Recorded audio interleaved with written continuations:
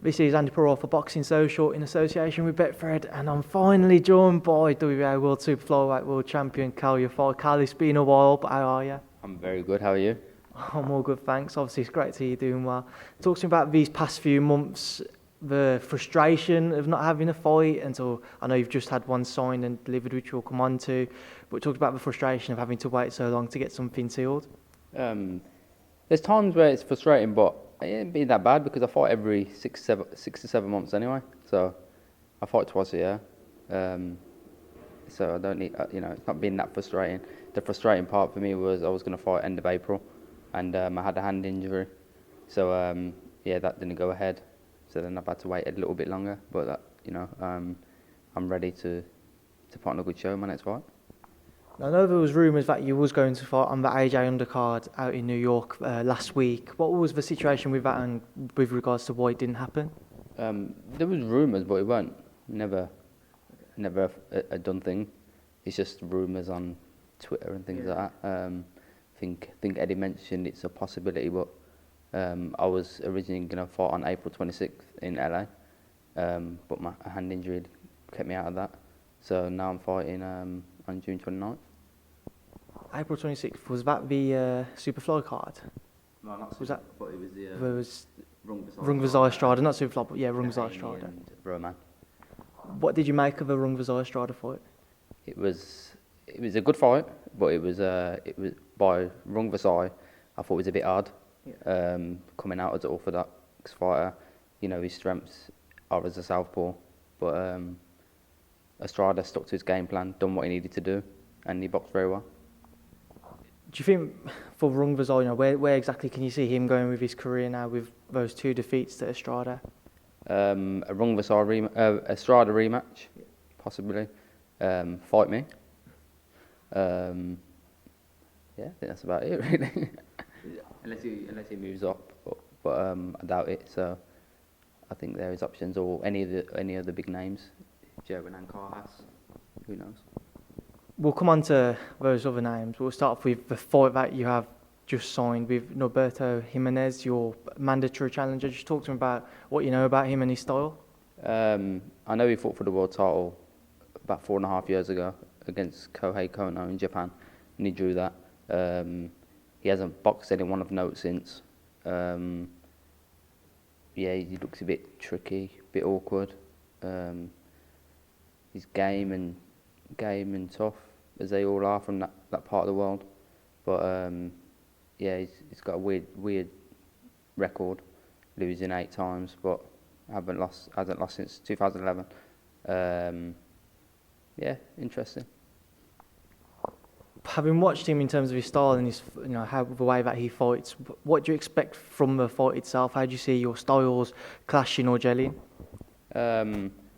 I think he'll give it. I think he'll try and box on a back foot early on, but I think he'll try and have a go as well once he realises that ain't working. So I think he'll gel well. I think it'll be an interesting fight. I just think I'll be too much for him. Now, last time out, you defended your world title against Israel Gonzalez. You've had time to reflect on that. What's your thoughts on your performance from that? Flat. It wasn't impressive. It wasn't as good as what I expected it to be. But that's all down to me. That's my fault. So what I was going to ask, over social media, a lot of people are actually feeling that Israel done better, and some even saying that he won the fight. Do you understand why they thought that, or where those criticisms were coming from? I can see the criticisms for me being flat and not at my best. I thought 100% won the fight, but it was just a flat performance. Like I said, it's my fault. I don't know. You can ask me the reasons why. I was just flat. Could it be in the atmosphere? Could it be in the venue? I don't know. I don't like to look for excuses because I've got in the ring. I can't say I was injured or I had a niggle and all that. I don't like to make excuses. I got in the ring. If I get in the ring and fight, that's down to me to perform. It was just one of them odd nights where I just didn't feel myself. I could see the shots there that I wanted to land, but I just couldn't get going. Could I have been a bit complacent before the fight? Possibly, yeah. But after that fight, after that performance, and the review of the fight I got from other people, it's made me very hungry. I feel like I'm challenging for a world title again now, because I really want to prove to everyone how good I really am.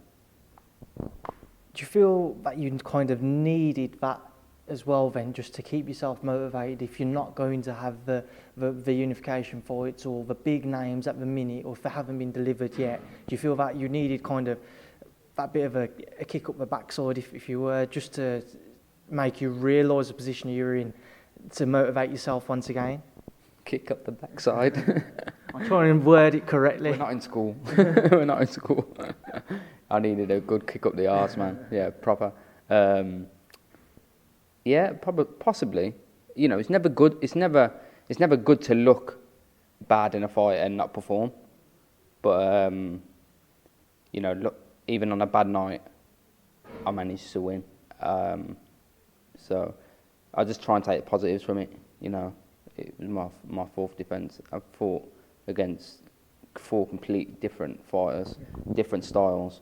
So yeah, it's all experience. And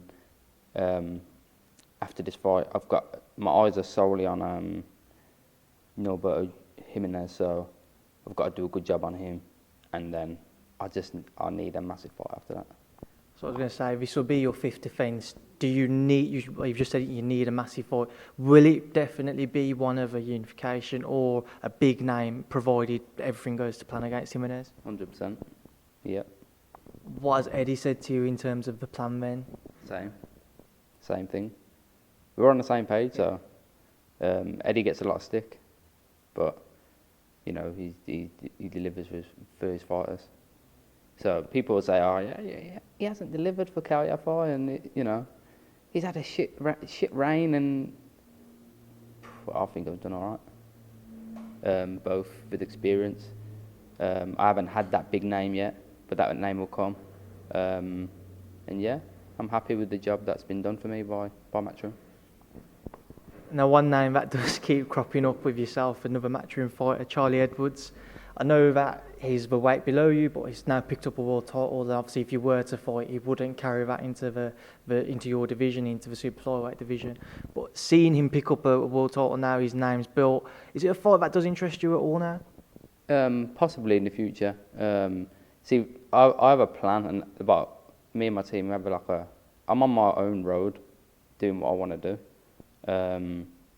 Obviously, mandatories and things like that coming away, so I deal with that. And then I'm fighting one of the big names, and then we'll see where we're at after that. What have you made of a little bit of, you know, this constant little bit of like social media? I don't really want to say interactions, but the posts that have been made by either yourself previously or Charlie or Sonny, etc., or Gamal in your corner. What have you made of it all? Do you feel that it's kind of a fight which needs to happen, especially in Britain? I don't know. I don't really concentrate on this fight needs to happen for Britain, and I just concentrate on my own career. As long as I do I achieve what I want to achieve, and come out with the achievements that I want, and come out the ring healthy, financially secure, I don't really give a shit. Social media is fake to me. Social media doesn't run my life. I'm a real life person. I'm a real person. But you know, if the fight happens down the line, great. Now, that also, just to pick up on, you're Britain's longest reigning world champion now on the back of AJ's defeat to Aj-Ruiz Jr., something I'm about to come on to as well. But what's that like to know that you're now the longest reigning world champion? I'm not even bothered about it, to be honest. Especially with it being off AJ losing, because you know AJ's a friend of mine, so you know I was absolutely devastated when he lost. But obviously, you know, it's nice to know that I've been a world champion for a long time. I'm still improving, and I'm hungry, and I love boxing. Without boxing, my life I'd be fucked. We'll come on to that AJ fight now. It's obviously been a little over a week since his defeat to Aj-Ruiz Jr. What was your thoughts on the fight? Devastating, man. I just couldn't believe I was watching. going in as such a big favourite, and I'm going to be one of them guys that's going to bullshit you and go, oh, I thought Ruiz could have won. I didn't think he had a sniff. I thought he was going to get chinned in the third round. But this is boxing, the theatre of the unexpected. It's like, you don't know what's going to happen in boxing. What did you make of it, when AJ dropped Ruiz in the third and then all of a sudden AJ was dropped, and then from that point on he never seemed to recover when you watch a fight? What was you making of the knockdowns and the way that AJ fought on the back of it? Once he put him down, I thought, that's it, third round. That's what I said, the third round. And then he went in for the kill, and then he got caught, and he just never recovered after that third round. He never recovered at all. Went back to the corner. I don't think he knew where he was. Asking bizarre questions, but I see Rob getting a lot of stick for it as well, and I just don't get it. Like, he's a guy that's took him from being a raw novice as an amateur to world championship silver medals, Olympic golds, unified heavyweight world champion in 22 fights, and then one loss. Gets a stick for it. Give him the sack. Like, I don't get it. The people saying the instructions were bad in the corner, they were basic and that. When a fighter's eyes are glazed and he doesn't know where he is, or he's just been knocked out heavily like that, you can't give mad instructions in the corner. They're not going to listen. So, but it's just a shame. But at least he's got the chance to put it right.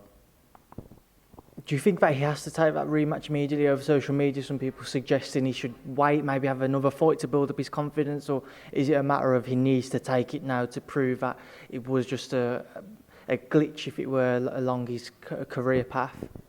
I can see both sides, but personally myself, I think he needs to go back into that rematch. I do think he needs to go back into the rematch and put it right, but then there's little thoughts that I think, like, was he not right on the night? Was he right? And was it just his style, Ruiz's style? Will he cause the same problems again in the rematch? We don't know. That's one thing that needs to be seen. But I don't know about having them fights in between. I don't know what it's going to do for him. That's if he's got any issues with confidence and that going into it. But personally, myself, I think he just needs to put it right.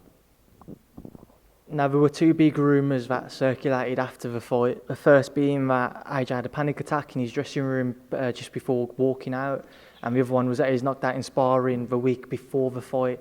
What's your knowledge of any of that? Because I know AJ is someone who you're close with. I don't think any of that's true. I don't think it's true. Obviously, I know you're saying that you don't think it's true. Is it safe, like, he was knocked out in sparring? What would be like the procedure to the fight? Is it easier just stopping the fight and making the date push back to a later time, or how do you think it should have worked out if it was the case? I don't know exactly, because the thing is, with Josh and the team and that, I think they're proper professionals. They're not stupid. They know what they're doing. So I think if something like that happened, obviously, they'd obviously speak with AJ first and know what he's doing and everything, and see. Maybe you could tell by his body language, innit? So they'd tell, like, maybe we could push it back a couple of weeks, or you don't know. But there's people saying that he was concussed going into the fight and that, and you over there, the medicals and the checks and that they're very strict. So I think they'd realise if he was concussed before the fight. But I don't think he was concussed now. What did you make of AJ's reaction after the fight? He was very complimentary and he was very, handing down praise to Andy Ruiz Jr. for what he'd just achieved, and he didn't really want to take any of the limelight away from him. Was you on the side in the sense that you see where AJ was going with that and why he decided to act like that? Or say if that was your world champion yourself, if you was to lose your world title, would you have shown the emotion and shown how disappointed and gutted you are, something that Anthony Joshua didn't really tend to show after the fight? I think everyone's different. And I think that's just the way he deals with it. Personally, myself, I'd be like, shit, just lost. I've just been done. Just get me out of here. But that's the kind of person he is. He just, he ain't got no excuses. Just bang. Yeah, it's his night. All praise to him. I'll see you in the rematch. How big of a defeat is it for British boxing? Because Anthony Joshua's obviously been at the forefront of this rebuilding phase, if it were, in terms of like getting more fans involved and more fans wanting to follow the sport. How big of a defeat is it in that sense? Especially if he was to lose the rematch, what would happen then with regards to his career?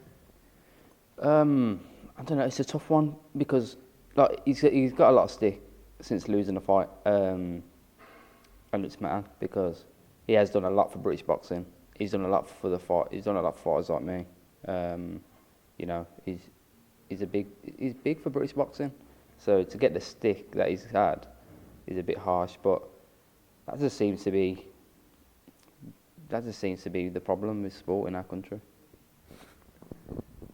Do you think that may well as well affect any possibilities of seeing the Wilder or Fury fights? I think if anything, it'll make it easier to make.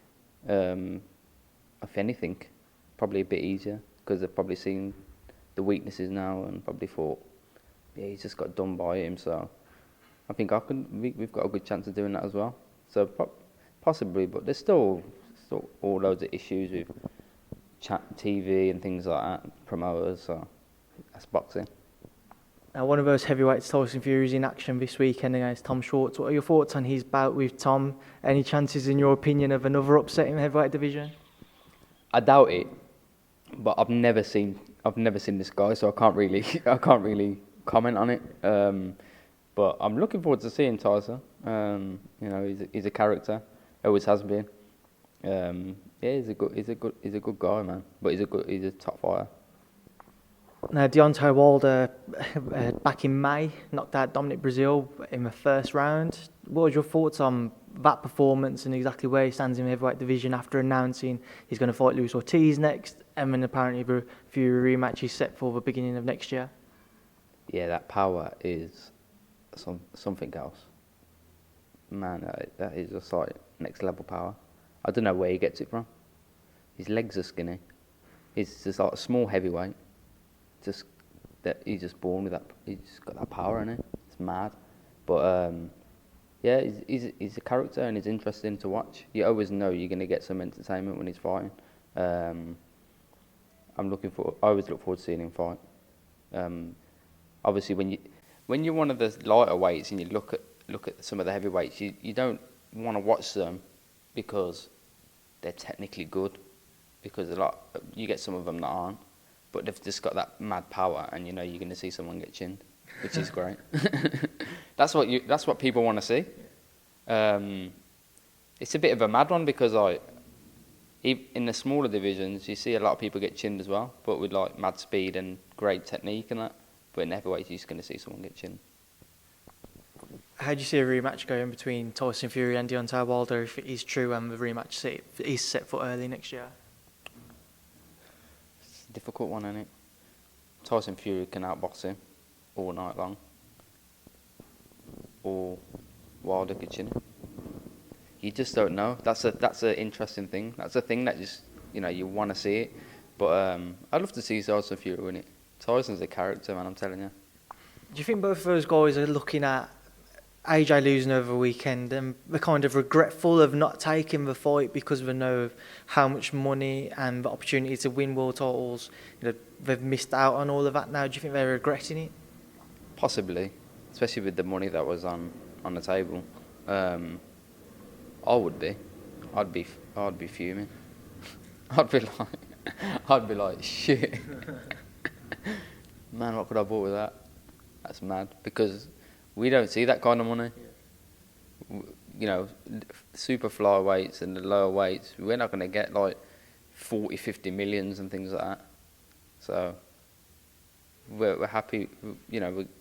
We're in an era now in boxing where even the smaller weights are getting well paid, but Still nothing. Still not compared to them guys. How do you find that? you know, in a heavyweight fight, you know, Andy Ruiz Jr. just beat AJ. With that purse, you could imagine that he could retire. Yeah. How do you find it knowing that you've got to pretty much spend 20 years, including your amateur career, as a, you know, fighting, and then obviously say like 10 as a professional, and you may not still see the amount of money which Ruiz has saw for that one fight? It's mad, really, but that's a game we're in.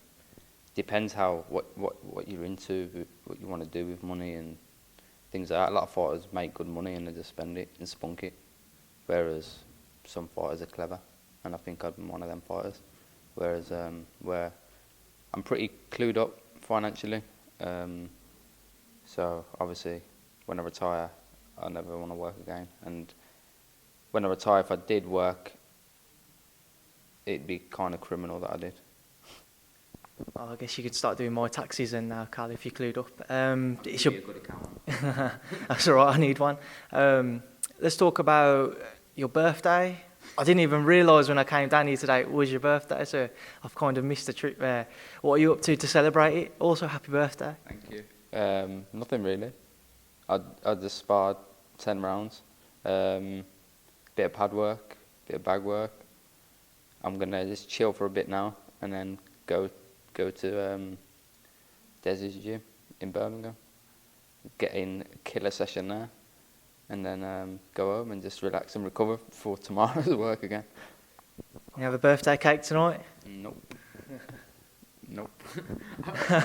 Just in case my nutritionist sees that, Scott Robinson. Nope. Also, your brother Gamal recently tore the other bicep. Is it right? His right bicep this time, or is it his left one? He's had a nightmare.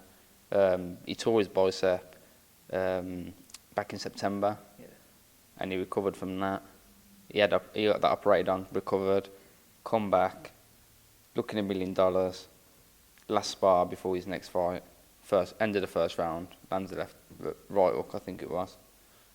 I can't remember what arm it was. I'm getting lost with him, and does the other bicep, so he had to get that operated on.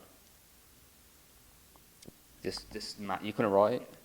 Was you watching the spar, and if you were, what was it like in terms of like his reaction? Was he down in pain, or was he in agony, or was it a pain that he just got used to, but he knew something was wrong? No, I wasn't here. I was on the way to the gym to train, but I was told he landed the left hook right on the bell at the end of the first round, and he was just in horrendous pain, and he knew straight away what he'd done.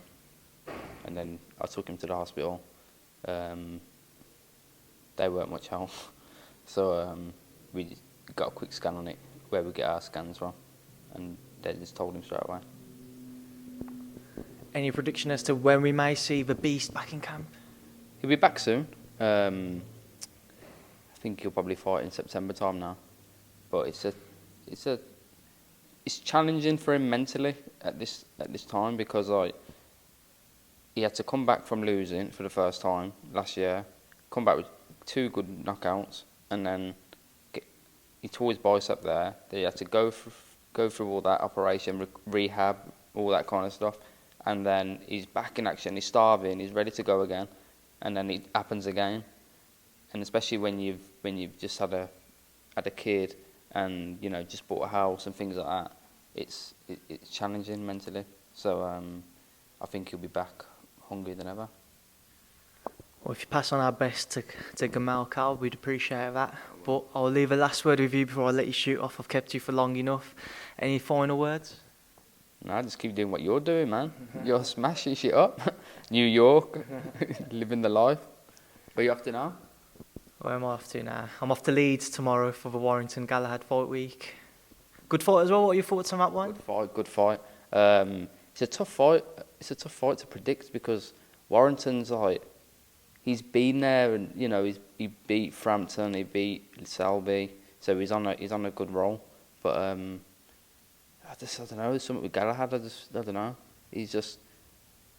I feel like he's got something to prove and something to show. You know, when a fighter's got that coming out party, it's just like, could it be this one? That's what we'll have to wait and see. We will have to wait and see, Kal, but I will have to let you shoot off now because I've kept you long enough, like I say. So as always, thanks for speaking to myself and Boxing Social. Always a pleasure, man. Cheers, Kal.